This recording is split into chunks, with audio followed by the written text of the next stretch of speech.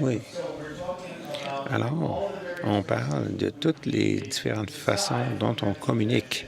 On n'a même pas mentionné vos programmes pour enfants, vos homélies.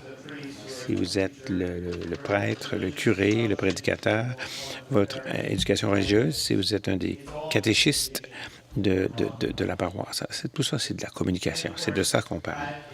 Et bien sûr, c'est difficile dans toutes ces paroles. Ce ne sont que des paroles, souvent. Dans toutes ces communications, ce ne sont que des paroles. Quelquefois, on a l'impression que quand on communique en tant qu'homéliste, en tant que pasteur de la jeunesse ou catéchiste, quand on fait une rencontre avec les parents ou une rencontre d'initiation, ou même un blog, même ceux qui font des blogs, comme font beaucoup des membres du clergé actuellement. Des fois, on sent que c'est une perte de temps. Si vous devez faire une présentation devant votre congrégation, votre classe ou ceux qui sont réunis ici, c'est difficile de capter l'attention des gens. Et c'est encore plus difficile de garder leur attention. Quelquefois, nous, communicateurs, on se sent jaloux de sa zone professionnelle, comme des chefs ou des menuisiers, des rénovateurs de maisons, des mécaniciens qui, à la fin de leur journée, ont quelque chose à montrer comme résultat de leurs efforts.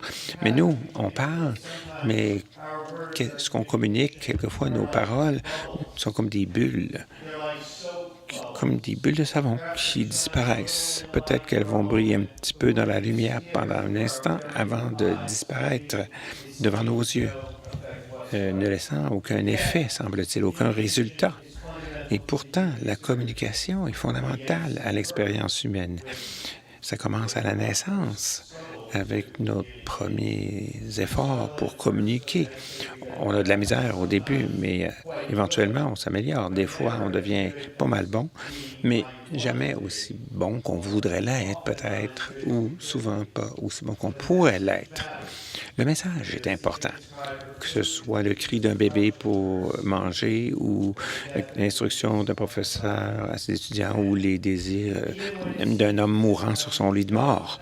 Même s'il semble que le message n'est pas important, lorsque les gens font des blagues ou se font les fous, sont égoïstes ou même haineux, même des gens qui communiquent des messages haineux ou égoïstes, essaient de communiquer quand même quelque chose qui est important pour eux.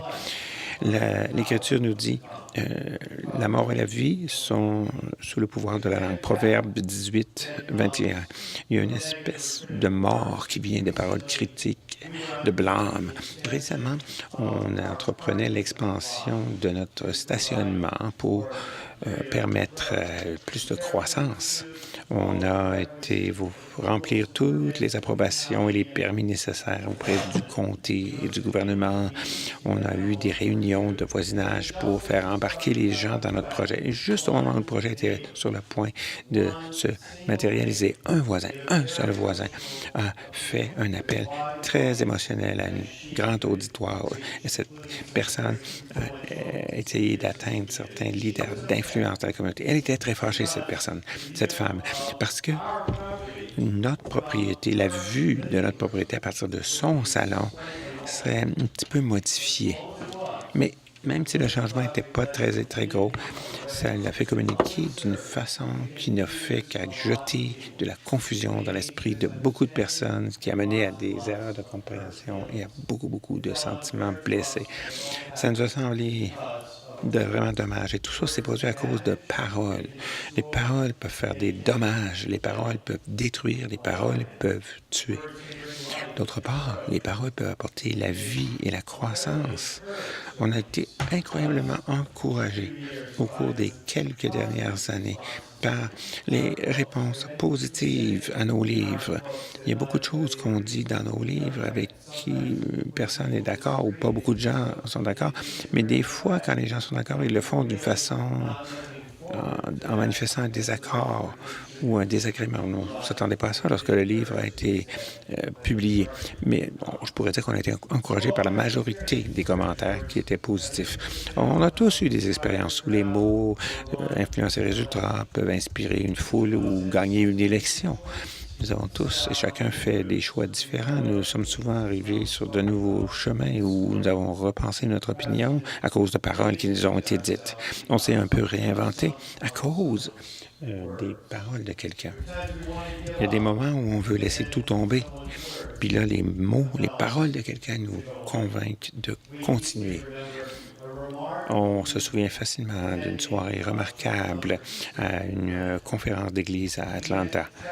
Et on avait voyagé jusque-là dans des circonstances très difficiles chez nous parce que quand on a introduit une partie de cette réforme et de ces renouveaux dans notre paroisse, comme vous pouvez l'imaginer, ça provoque des réactions qui, quelquefois, peuvent être assez fortes. Et c'est ça qui se passait dans notre paroisse à l'époque. On a presque annulé ce voyage, mais on y est allé quand même presque pour échapper à nos ennuis, à nos problèmes. Quand la conférence a commencé, il y a une annonce qui a été faite que le conférencier principal ne pouvait pas être là, qu'on aurait un remplaçant qui parlerait à sa place. Et il y a un homme qui est venu sur la scène et qui s'est mis, à notre grande surprise, à décrire une situation dans laquelle il s'était trouvé en tant que pasteur dans sa paroisse, une situation incroyablement difficile qui ressemblait étonnamment à la nôtre. Et pas à pas, il nous a expliqué ce que lui a fait dans ces circonstances-là. Et là, on savait ce qu'on avait à faire maintenant. En un instant, on a compris. La communication, ce sont des paroles, mais c'est plus que des paroles aussi. Parce que nos paroles sont façonnées par le contexte dans lequel elles sont présentées, les environnements que l'on crée, les actions que nous prenons, les mesures que nous prenons, tout ça, ce sont des formes de communication.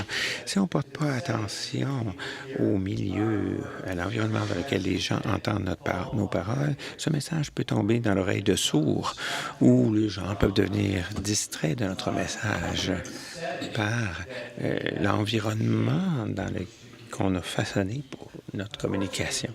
Malheureusement, dans notre culture catholique, la communication a souvent été négligée. En tout cas, c'est notre impression dans plusieurs églises de notre pays, aux États-Unis.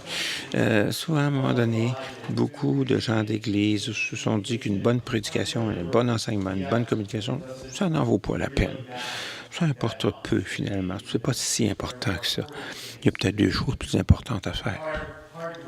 C'est dur à croire, là, mais pour nous, là, mais franchement, depuis très longtemps, on n'envisageait pas nos communications de paroisse comme étant si importantes que ça. Mais pourtant, la raison, la révélation et notre propre expérience nous disent le contraire. Les mots ont une puissance, un pouvoir, et on sait d'après les Écritures que Dieu a le pouvoir ultime lorsqu'il parle. Sa parole ne lui retourne pas sans avoir porté son fruit. Sa parole ne lui retourne pas sans aucun résultat. C'est utile quand on utilise les paroles de Dieu, si on le fait avec habileté et conviction et dans un esprit priant, d'une façon qui sert la parole, elle ne nous reviendra pas sans effet, sans résultat. Parce que la communication, qui est fondamentale au bon fonctionnement de nos programmes, de nos paroisses, de nos écoles, de nos services, peut nous introduire à la volonté de Dieu, au plan de Dieu et à Dieu lui-même. Ça peut nous inspirer à conformer nos vies au Christ. En d'autres termes, notre prédication et notre enseignement sont des façons premières par lesquelles l'Église peut joindre les non-pratiquants et faire croître le nombre des disciples. Alors, on parle de rebâtir le message. On dit qu'il y a des étapes à suivre pour rebâtir le message. Planifier, préparer, se pratiquer, faire la performance, faire la prestation et évaluer. Je ne fais pas... Je trouver un mot qui commence avec P pour le dernier, alors... Planifier, préparer, pratiquer, faire la prestation ou la performance et évaluer. Le premier, c'est la planification. Planifier la communication. Alors, lorsqu'on fait la planification de communication pour une année ecclésiale, on parle de quelles vont être les étapes. Qu'est-ce qu'on veut que les gens fassent? Bon, les étapes, c'est comme les défis qu'on lance aux gens. Bon, par exemple, ce soir, on va vous en parler. Lorsqu'on aide les gens à devenir des disciples de Jésus-Christ, il y a 4 étapes qu'ils doivent suivre. On veut qu'ils servent dans un ministère ou une mission, parce que le ministère, c'est ce qui se produit sur notre campus. La mission, c'est ce qu'on fait à l'extérieur pour aider les pauvres, aider les gens qui sont à l'extérieur de notre campus. Bon, faire l'aumône et ou la dîme, pardon, et donner, participer dans les petits groupes. Je vais parler de cela dans quelques instants. Participer dans un petit groupe, faire la prière, pratiquer la prière et partager leur foi. Alors, lorsqu'on parle de nos communications en tant que paroisse, ça va aider les gens à faire ces choses-là. Alors, c'est ça, planifier votre communication en tant que paroisse. Qu'est-ce que vous voulez que les gens fassent? Et assurez-vous d'organiser cette communication autour de ces objectifs. Toutes les paroisses peuvent faire toutes sortes de communications, mais ça par rapport à ce qu'elles essaient de faire. On essaie d'atteindre, bon, on lance là-dedans des événements que d'autres gens font, peut-être des choses qui se produisent dans la communauté. En tant que ministre du message de l'Évangile, on veut être clair et on veut avoir l'intention d'avoir des communications claires, qu'on communique des choses qui vont aider les gens à grandir en tant que disciples de Jésus-Christ, pas seulement ce que d'autres gens veulent qu'on dise. Une façon de le répéter, c'est qu'il faut planifier des communications. Les séries sont plus simples. Bon, j'ai parlé un petit peu de ça ce matin, mais on prévoit nos communications, on planifie nos communications en se basant sur nos séries. Bon, c'est quelque chose qu'on a appris de d'autres églises, alors qu'on a étudié les églises qui grandissent le plus rapidement. Elles font tous des messages en série. C'est plus simple parce que c'est plus facile de comprendre une communication lorsqu'on divise ça en 4 ou 5 ou 6 semaines subséquentes. Alors, nous, on trouve que les séries, c'est plus simple. On prend un sujet et, sur une série de semaines, explorer ce sujet. Bon, j'ai parlé de cette vidéo-là. Tom, de notre Église, en a parlé. On peut répéter les formations à chaque semaine. Alors, c'est une façon d'inculquer ça dans l'esprit des gens. Alors, ça commence et ça continue une conversation. Que si on regarde une série de sujets, bon, une série de discussions pour un sujet, il faut vraiment que les conversations vont continuer dans la communauté. Et la conversation mène aux conversions. Alors, c'est plus probable que les gens vont s'en souvenir s'il y a une série. Bon, rebuildparish.com, il y a des ressources sur notre site web qui aident cela. L'autre chose, c'est lorsqu'on parle de la planification, c'est le choix du moment, c'est ce qui est le plus important, le timing. Lorsqu'on prévoit nos communications pour l'année, on planifie ça en harmonie avec le reste de l'année. Alors, pour vous aider à comprendre qu'est-ce que nous on fait, on divise notre année en 3 grandes sections. Bon, l'automne, le printemps et l'été. Alors, en automne, pour nous, ça veut dire le congé de la fête du travail jusqu'à Noël. C'est comme le trimestre de l'automne. Labor Day, en anglais. Peux-tu donner les dates? Alors, la fête du travail? Pardon, l'interprète ne comprend pas. Les commentaires qui ne sont pas faits au micro sont inaudibles. Alors, c'est le premier lundi de septembre. Alors, les familles reviennent des vacances. On fait 3 séries. Bon, automne 1, automne 2 et ensuite l'avant. Alors, la série de l'automne, d'abord, c'est bienvenue parce que plusieurs personnes ont voyagé durant l'été. Et c'est comme un commencement nouveau, au moins dans notre culture. Alors, une série pour parler de cela. La deuxième série de l'automne, c'est généralement plus à propos de genre de ministère, une série de ministères. Ça finit toujours avec notre dimanche des ministères. On parle de donner la parole financièrement et ensuite, on commence l'avant. Et ça a rapport avec Noël. Et souvent, durant ce temps-là aussi, on va parler de se préparer pour inviter les amis ou la famille qui n'ont pas des familles pour venir à l'église durant Noël. Et aussi durant cette série de l'Avent, un de ces dimanches-là, on va faire une fin de semaine de mission où on va inviter toute la paroisse à donner de l'argent, d'appuyer les projets de mission. Parce que c'est le temps d'année où les gens veulent donner, ils aiment ça, et ça leur donne un bon sentiment. Et c'est comme ça qu'on prévoit notre saison d'automne. Ensuite, l'automne, l'été, bon, ça commence avec la série de janvier. Série de printemps, ça, c'est la nouvelle année, une fois plus, un nouveau commencement, mais un petit peu différent du mois de septembre. Mais bon, c'est comme on veut commencer avec quelque chose qui est bon, comment on recommence la nouvelle année, au niveau des habitudes. Par exemple, janvier 1er, on va faire une série sur les habitudes. On a déjà prévu ça, au moins l'idée est prévue. Et ensuite, ça dépend à quelle date tombe Pâques. Parfois, ça tombe dans la série de carême, parce que si Pâques est plus tôt durant l'année, on va tout de suite aller à une série sur le carême. Parfois, il va y avoir une série avant où on parlait des relations, parce que février, le jour de Saint-Valentin, des choses comme ça, une série sur la famille, et ainsi de suite. Ensuite, c'est le carême. Et ça va être plus sobre, plus triste, entre guillemets, parce que c'est comme ça qu'on sent cette partie-là de l'année. Ensuite, une série de Pâques. Et ça va être comme plus léger, plus printanier. Et ensuite, après le Pâques, vers une autre série. Et ça, c'est notre hiver. Et la troisième... Ensuite, la série d'été, c'est la troisième période. Généralement différent. On prend des sujets qui, par exemple, cette année, on va parler du Notre Père. On va faire quelque chose de différent en été, un peu plus catéchistique, entre guillemets. Alors, c'est comme ça qu'on structure notre année. Alors, vous voulez savoir c'est quoi le temps et le rythme de vos communautés, savoir quand vous allez planifier ces communications. Et bien sûr, toutes les autres choses qui produisent première communion, confirmation, des choses comme ça. Alors, pour ce qui est de la communication, la planification de vos communications, le choix du moment est important. Il faut adapter cela au rythme de l'année. Ensuite, se préparer. Alors, quelques pensées sur la préparation. La préparation, ça paraît tout le temps. Surtout lorsque vous devez communiquer et parler, les gens savent, voient si vous êtes préparé ou si vous inventez ça à mesure. Combien de préparation? Bien, ça dépend. Pour ce qui est de Rick Warren à l'église de Saddleback, lui dit qu'il se prépare 16 heures par semaine pour son homélie. Vous n'avez probablement pas 16 heures par semaine pour préparer votre homélie, là. Mais l'idée, c'est qu'il faut s'assurer d'être préparé. Et probablement qu'on a besoin de grandir et de donner du temps et de l'énergie à la préparation de nos communications. Et aussi,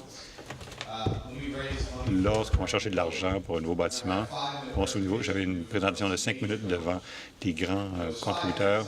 J'avais juste 5 minutes. C'est pas beaucoup de temps, 5 minutes, mais c'était très important parce que, j'avais besoin de les convaincre de donner beaucoup d'argent pour construire notre nouveau bâtiment. Alors, j'ai passé des heures et des heures et des heures à me préparer pour ces 5 minutes-là parce que je voyais que c'est très important. Alors, la préparation, on veut toujours s'assurer que la préparation soit à la hauteur de l'importance de nos présentations. L'autre chose, c'est qu'il faut d'abord que nos bottines suivent nos babines, si on peut dire. Il faut vivre notre message avant d'en parler.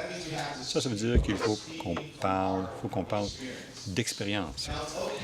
C'est correct d'être un petit peu en avance des gens lorsqu'on parle de quelque chose, lorsqu'on fait une présentation sur un sujet.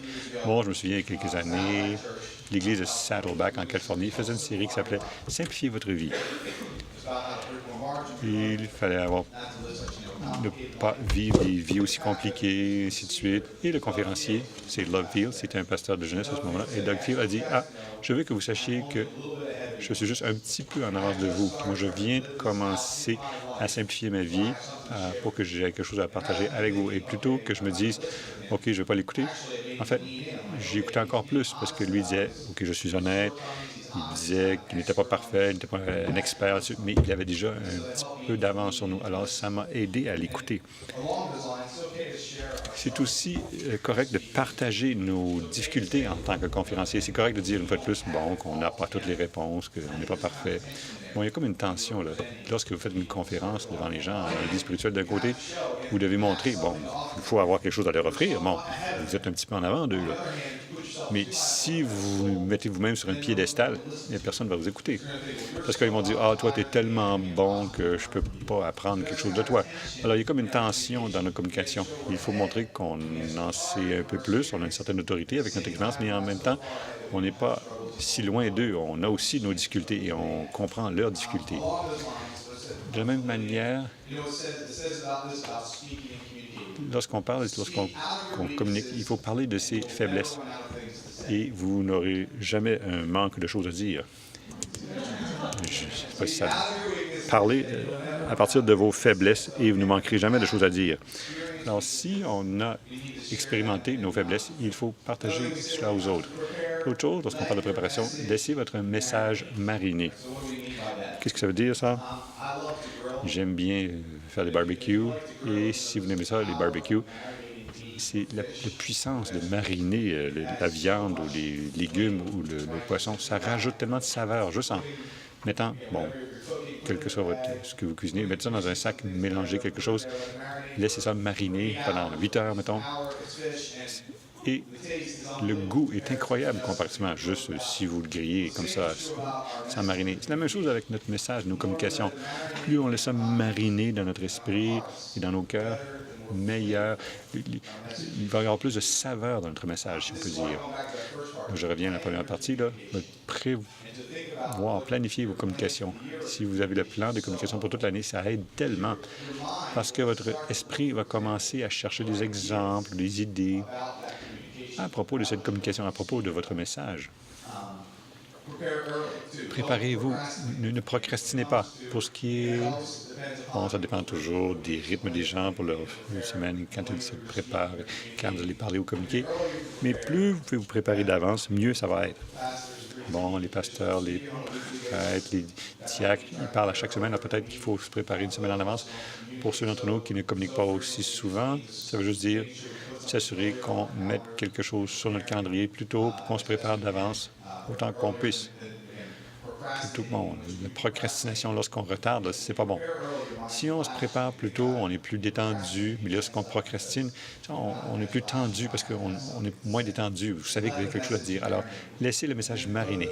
Et une autre façon de se préparer, c'est trouver votre fardeau. Qu'est-ce que ça veut dire, ça? Bon, c'est une phrase que j'ai obtenue de Andy Stanley, le pasteur de l'Église en Atlanta, qui a eu ça de son père, Charles Stanley. Et Andy a dit que parfois, il était avec son père, il écoutait un orateur parler, et son père disait « Ce gars-là n'a pas de fardeau. » Le fardeau, c'est la chose dont vous devez vous débarrasser. C'est la chose lorsque vous allez parler en public, ça, c'est la chose qu'ils doivent savoir et vous voulez vous assurer que vous le communiquiez.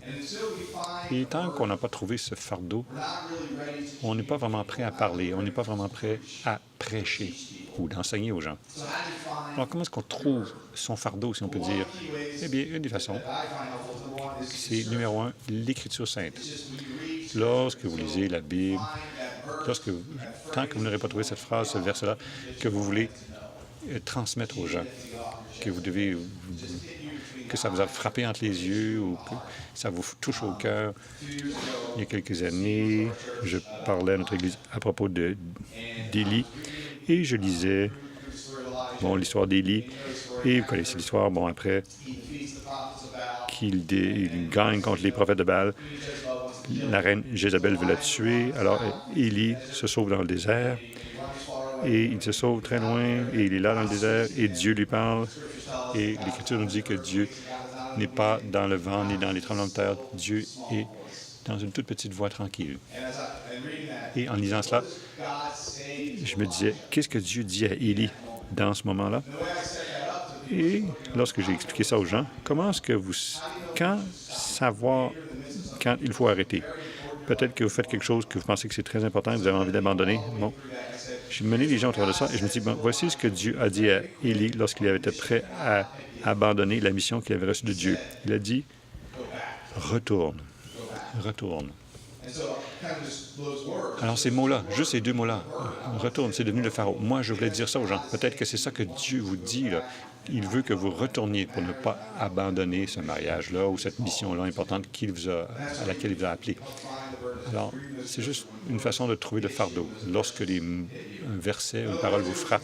L'autre façon, c'est de considérer les conséquences dans votre vie. Peut-être cette journée-là, il y a des gens qui venaient et qui étaient prêts à abandonner leur mariage ou qui étaient prêts à abandonner leurs enfants ou quelque chose d'autre dans leur vocation. Alors, pour moi, ça, c'est un fardeau. Peut-être que Dieu pourrait utiliser cela pour les ramener à ce que Dieu veut qu'ils fassent. Alors, il faut trouver son fardeau grâce à l'Écriture sainte, aussi en considérant les circonstances de la vie.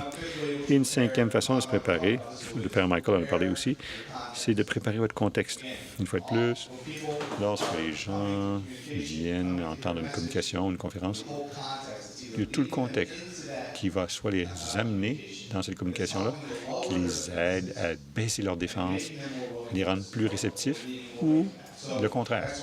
Alors, c'est pourquoi tous ces bénévolats sont importants. Ils aident à diminuer les défenses des gens pour qu'ils puissent être plus réceptifs envers la parole de Dieu. C'est pourquoi c'est si important de garder nos bâtiments propres et beaux et accessibles aux gens qui viennent de l'extérieur, parce qu'on prépare le contexte pour qu'ils puissent être réceptifs au message. Alors, planifier, préparer et pratiquer. La pratique.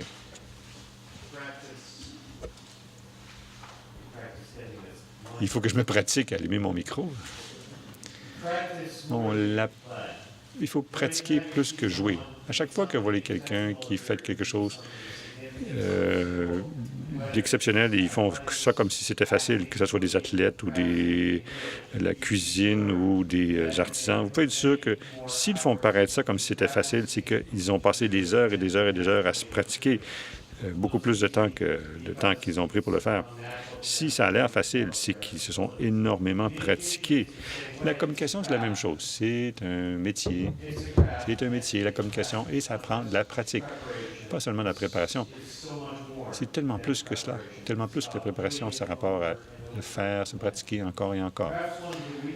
Une des faiblesses dans la culture catholique, au moins dans notre pays, c'est pas un manque de talent, parce que, bon, nous avons beaucoup de talent, mais c'est plutôt un manque de talent développé.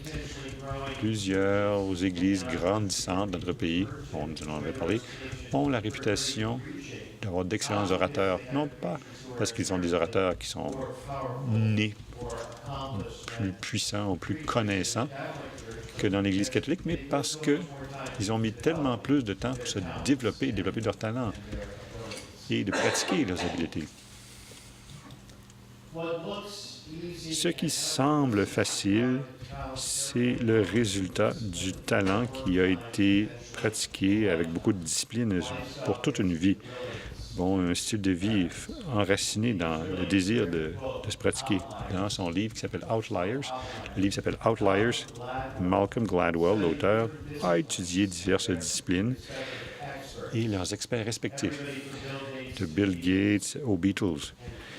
Et Gladwell a trouvé que, en moyenne, ça prenait, même les gens qui ont le plus de talent, là, ça leur prenait environ 10 000 heures de pratique pour devenir un expert dans n'importe quel domaine. 10 000 heures de pratique pour devenir expert dans leur domaine, même s'ils étaient bourrés de talent dès le départ. Bon, pour pratiquer plus que vous jouez, il faut trouver le temps.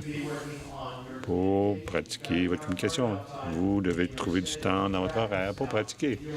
Bon, si vous êtes comme moi, vous n'avez pas 10 000 heures comme ça qui traînent dans votre horaire, mais vous avez du temps et vous pouvez vous consacrer à cela en enlevant ce temps-là à d'autres projets. De même qu'en éliminant le temps qui est gaspillé sur les médias sociaux. On trouve cette discipline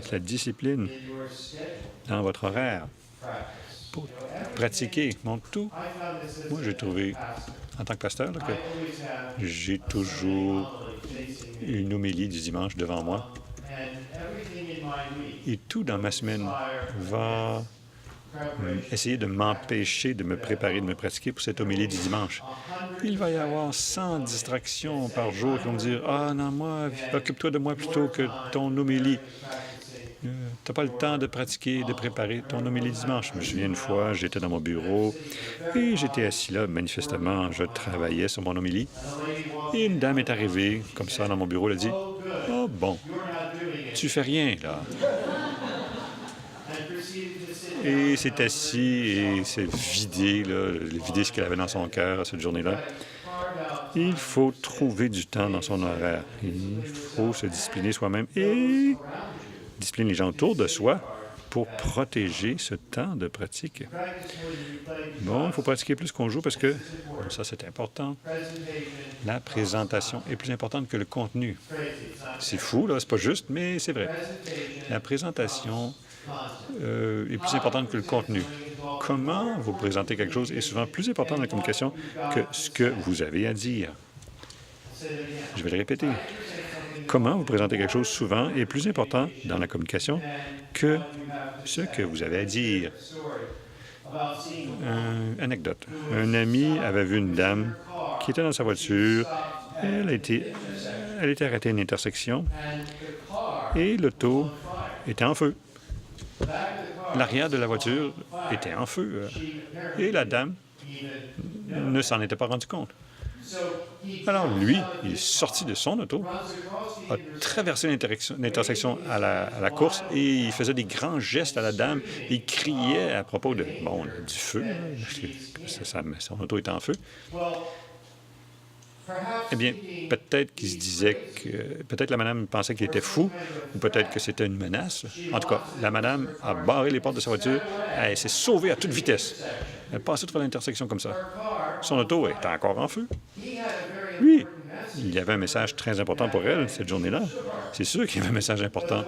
Mais la façon dont il l'avait présenté a fait que la dame n'a rien compris de son message.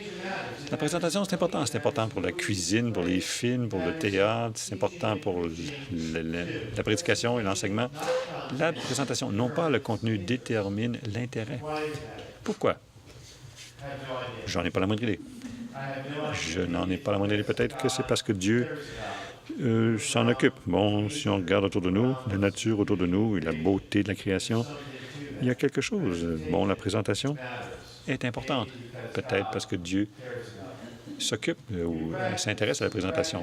Bon, il faut se pratiquer en mettant de la vie dans un message. Tom en a parlé ce matin, là.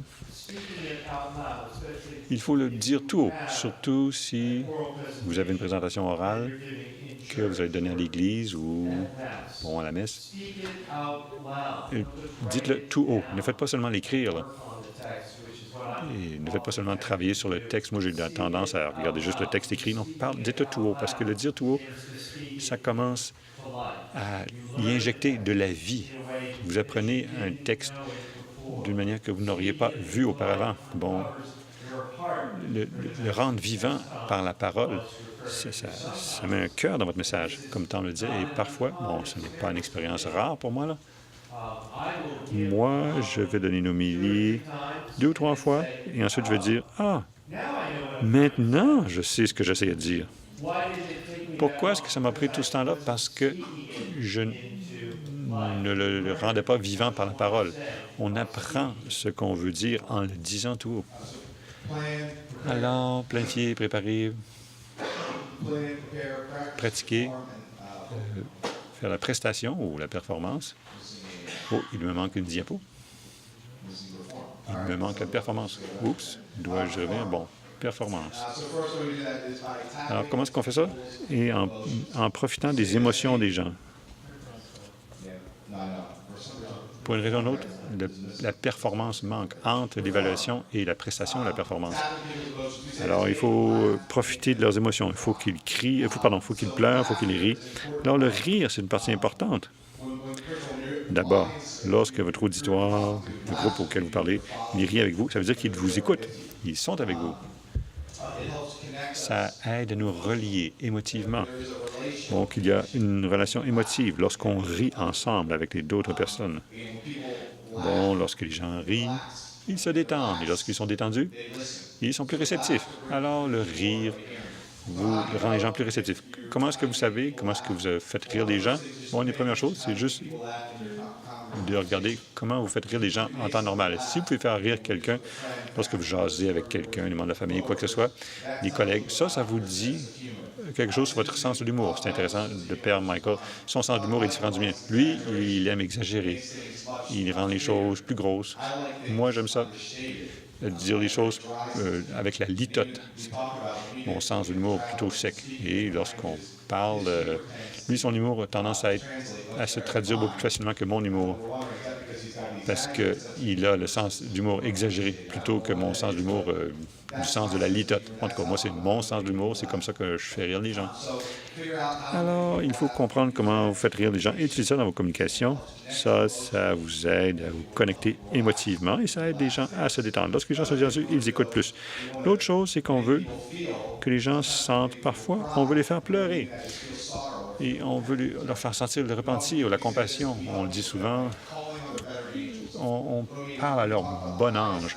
On parle de leurs plus nobles idéaux. Bon, par exemple, vous aimez le pays, Jésus, votre famille. Les gens peuvent voir l'écart entre où ils sont et où Dieu veut qu'ils soient.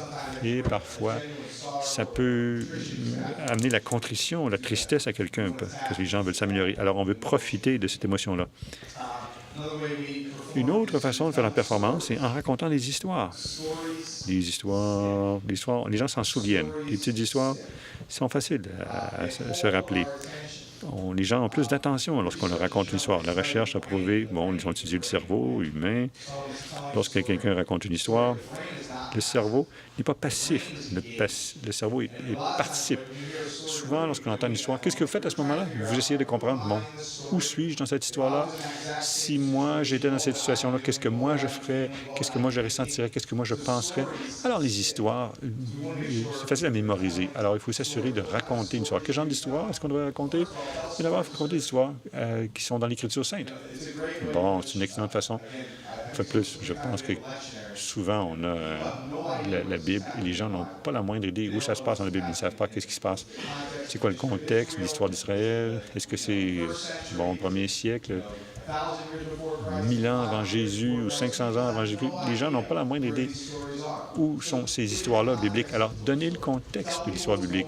Dites aux gens qu'est-ce qui se passe, soit dans le contexte général de la Bible ou dans le contexte de l'univers.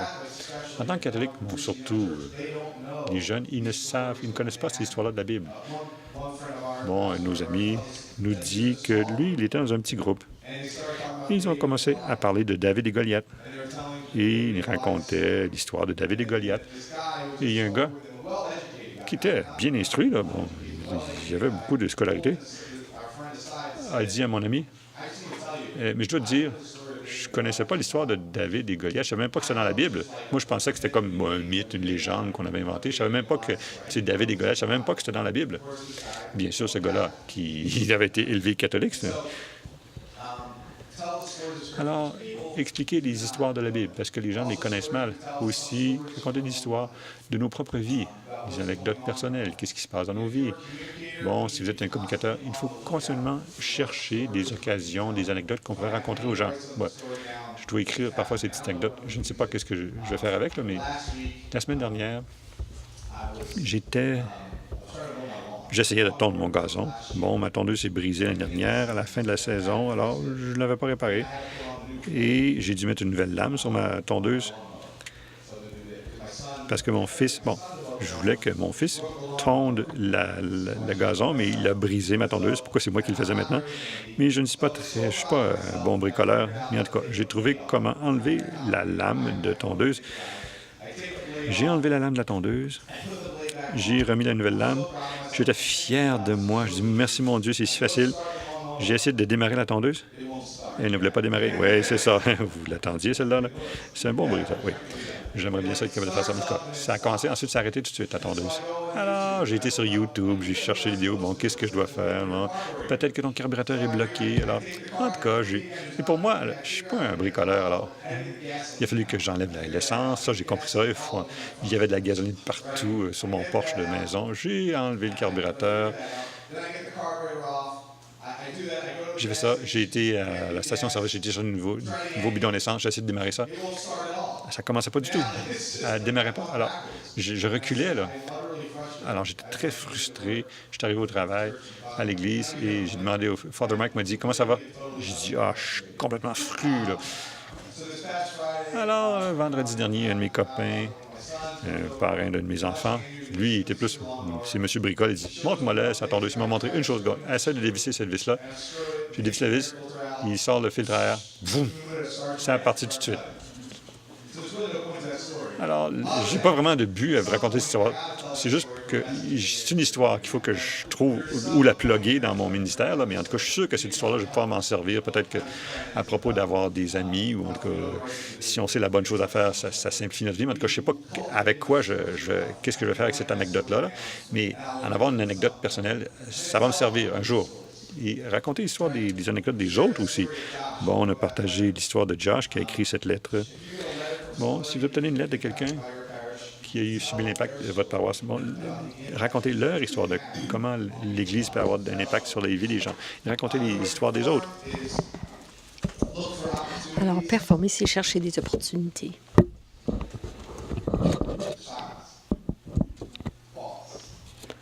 Des signes, chercher des pauses. Parce que le silence crée des tensions.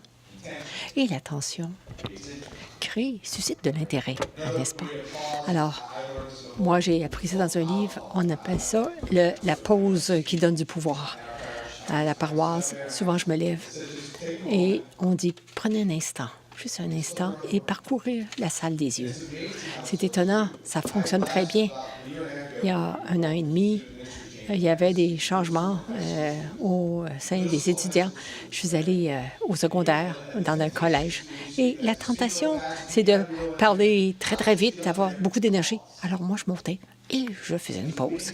Et c'est étonnant parce que ça attire leur attention. Et là, j'ai tout de suite, je pense, j'ai toujours soutenu leur attention.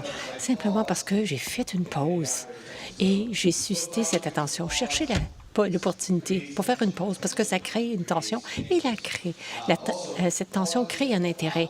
Ça permet aussi de donner le temps pour dire quelque chose qui souligne ce que vous venez de dire. Par exemple, si quelque chose est important, arrêtez. Laissez les gens digérer ça, y penser. Aussi, l'importance de la pause, c'est quand vous commencez quelque chose de nouveau, un nouveau sujet, faites une pause. Et là, ça dit aux gens, OK, on continue sur autre chose, quelque chose de différent. Dernière partie, planifier, préparer, performer et évaluer. Évaluer, bon.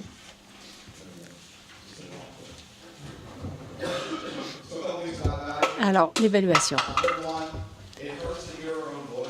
On n'aime pas entendre sa propre voix, mais la meilleure chose pour vous améliorer comme communicateur, c'est vous écouter ou vous regardez sur une vidéo. C'est OK, ça fait mal. Oui. Il n'y a rien de plus douloureux que de se regarder, s'écouter. Moi, je l'ai écouté et ma femme me dit que donner naissance à un enfant, c'est plus douloureux. Bon, OK. Mais je pense que c'est la meilleure façon de s'améliorer. Aussi, il faut être dynamique, il faut être précis. Quand vous vous évaluez, assurez-vous que vous êtes très précis dans ce que vous évaluez, parce que il s'agit de communication, n'est-ce pas? Nous, on parle en termes généraux. Il y a quelque chose qui s'appelle les knowledge, les connaissances, et on sait ce qu'on a en tête. On pense que les gens aussi ont la même chose en tête, et on parle en termes généraux. Mais évidemment, c'est pas dynamique. Seulement quand on est précis que ça devient dynamique. Si vous êtes très précis, là, ça ne pourra pas être transmis en action, en geste. Par exemple, on peut dire, « Oh, allez prier. » On peut dire ça. Bon, oui, mais combien de temps? À quel sujet? Et où, à quel endroit? Ça suscite des questions. Donc, soyez précis. Hey, allez dans votre chambre, fermez la porte, lisez ce passage des Écritures saintes pendant 10 minutes. Soyez précis sur la façon dont vous voulez que les gens prient. Et aussi, dites pas aux gens, faites pas, ne péchez pas. Bon, d'accord, c'est quoi le péché? Soyez conscients de ne pas injurier les gens, de médire en communication. Comment s'évaluer? Qu'est-ce que vous voulez savoir? Qu'est-ce que vous voulez faire? Et qu'est-ce que vous voulez faire sur le terrain? Nous, on sait exactement qu'est-ce qu'on veut que les gens sachent. Il y a de l'information de base qu'on veut leur transmettre et qu'ils retiennent. Par exemple, la résurrection. Le dimanche de Pâques, on veut que vous reveniez. Revenez la semaine prochaine. Oui, mais comment vous voulez qu'ils se ressentent? On veut qu'ils se sentent partie de cette communauté, qu'ils aient une bonne expérience. Et aussi, quand on évalue, on dit ceci, on dit cela, il faut réconforter les gens de l'extérieur et remettre en question ceux qui sont à l'intérieur. Alors, la dérive de la communication dans nos églises, c'est l'inverse.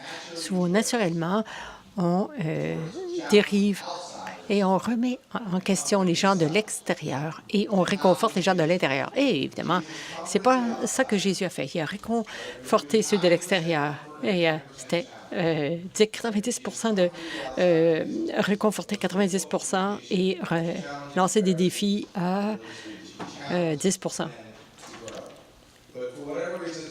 Pour une raison ou une autre, nous, l'Église, on fait l'inverse. Alors, quand on fait des évaluations, il faut s'assurer qu'on dit aux gens de l'extérieur, essayez de vous développer, de croître. Donc, planifier, préparer, pratiquer, performer et évaluer. Est-ce que vous avez autre chose?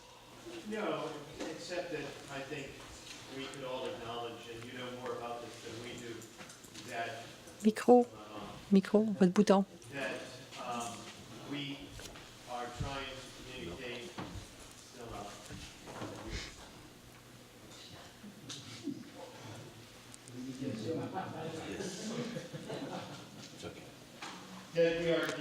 Bon, il faut s'assurer qu'on communique.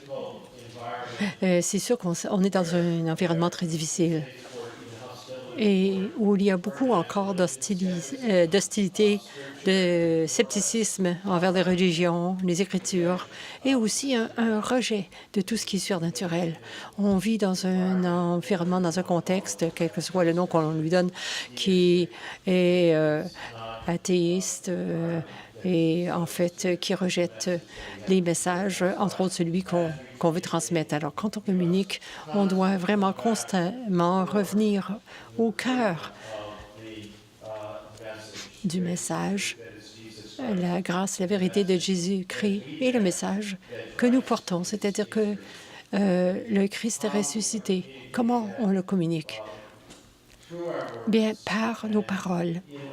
Et vous savez, par tous nos modes de communication qui doivent être vraiment au centre de conviction de la foi que nous avons. C'est très important. Oui, nous avons la Bible, bonne nouvelle.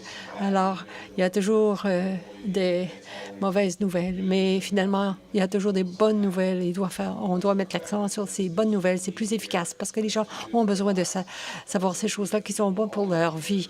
Les gens sont toujours prêts à écouter et vont nous aider à transmettre le message. Alors maintenant, on est prêt à prendre des questions, peut-être?